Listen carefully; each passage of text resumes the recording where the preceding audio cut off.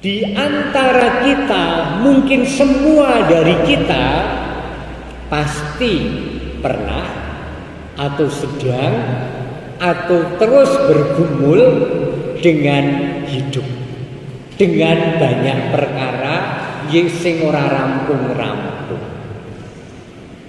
Mungkin Anda bisa menceritakan 1-2 peristiwa yang Anda mengingatnya dalam perjalanan hidup Anda. Ingatlah itu saat ini.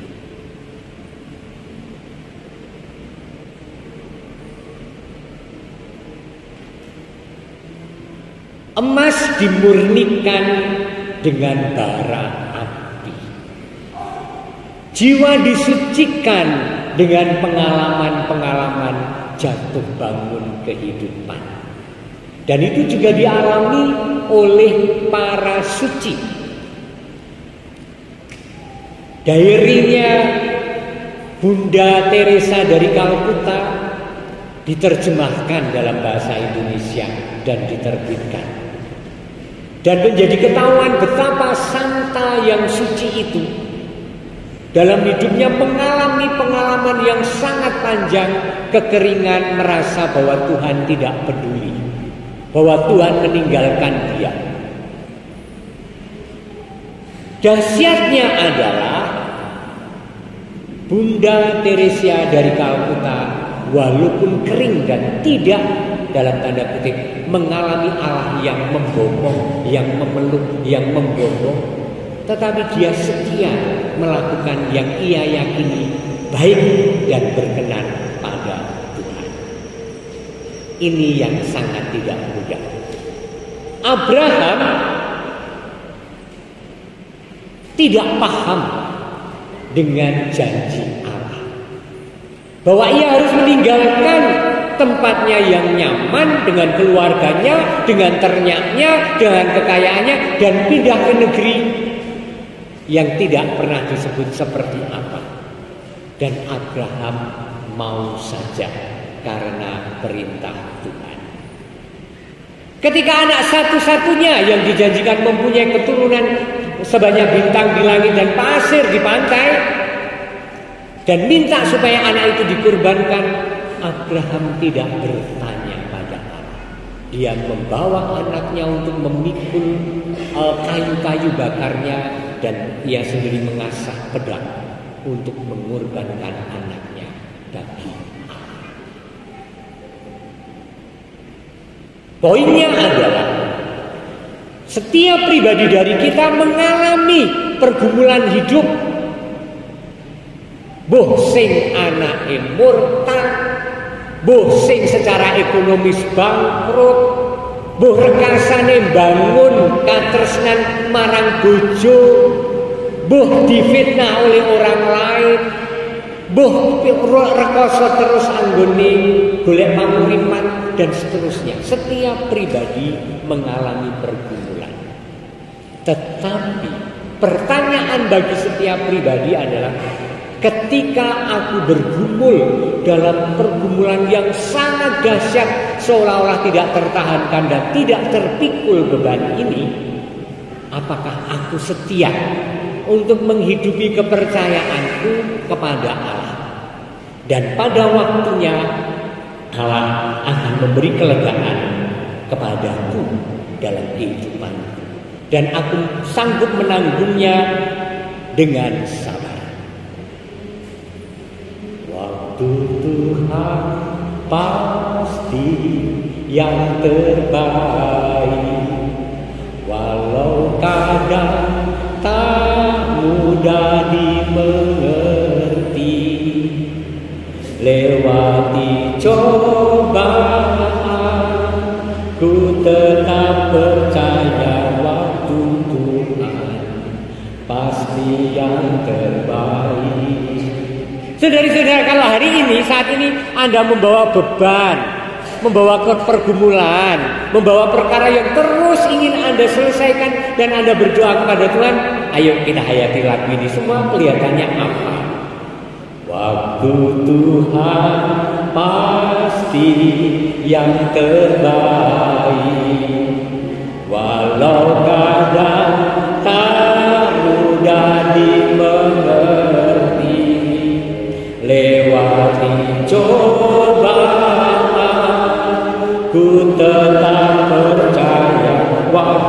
Tuhan pasti yang terbaik. Semakin masuk dalam diri dan katakan dari jiwa kita, waktu Tuhan pasti yang terbaik untuk perkaraku saat ini. Amin. Waktu Tuhan pasti yang terbaik.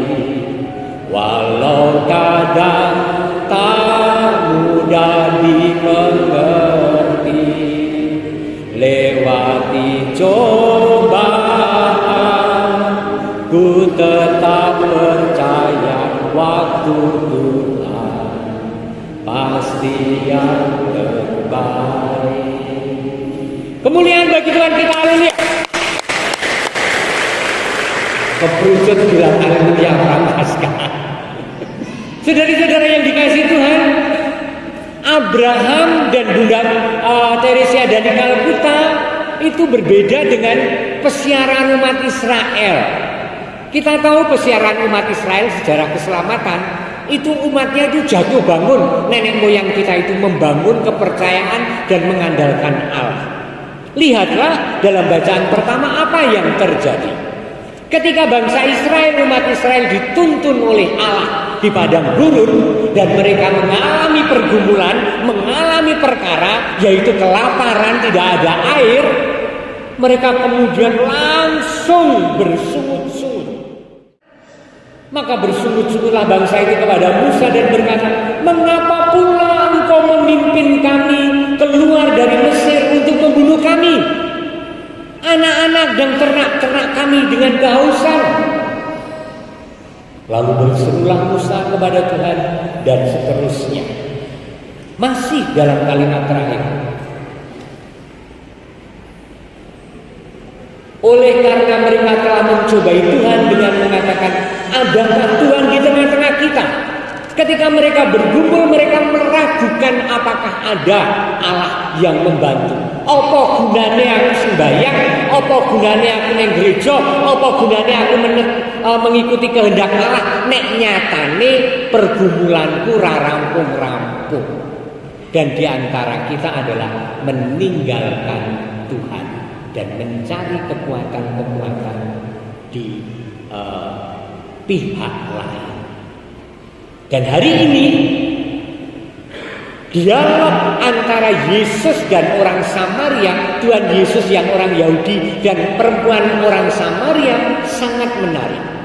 Poinnya tetaplah sama, yaitu orang Samaria itu dengan keterbukaan hati ingin mengerti siapa orang ini dan kepada siapa aku harus menumbuhkan iman. Diskusinya sangat tajam, ya kan? Masa orang Yahudi minta tolong pada orang Samaria?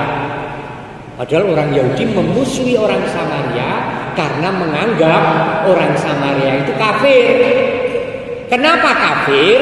Karena hidupnya sudah bercampur, nikah-nikahnya itu bercampur dengan bangsa lain sepanjang keturunan, jadi sudah tidak murni. Mongono wae jadi alasan untuk mengkafir-kafirkan. Dan orang Yahudi tidak sudi untuk bergaul dengan orang Samaria. Maka bagi perempuan itu aneh, kok Gusti Yesus kersa ngunjuk saka sumur di mana orang Samaria ada di situ. Kemudian terjadilah dialog yang mengantarkan perempuan yang terbuka hatinya pada sesuatu itu pada keterbukaan akan Allah yang hadir dalam diri Yesus. Sehingga kemudian bahkan bukan hanya ia disegarkan oleh air kehidupan yang diberikan Tuhan Yesus, tetapi dikatakan Tuhan Yesus bahwa ia pun akan menjadi sumber yang memancarkan kehidupan bagi orang lain. Dan nyatanya kemudian perempuan itu mengajak banyak orang Samaria untuk percaya pada Tuhan Yesus.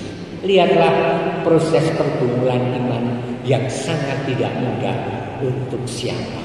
Maka terakhir, jangan pernah lelah, jangan pernah letih, jangan mudah putus asa, jangan ngelokro untuk terus-menerus menumbuhkan iman dalam diri kita masing-masing, di tengah anggota keluarga kita, dan kepada siapapun kita mewartakan.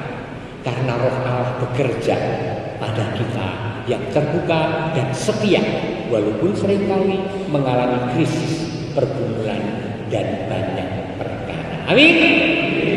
Waktu Tuhan pasti yang terbaik, walau kadang tak mudah dimengerti. Lewati cobaan, ku tetap percaya waktu Tuhan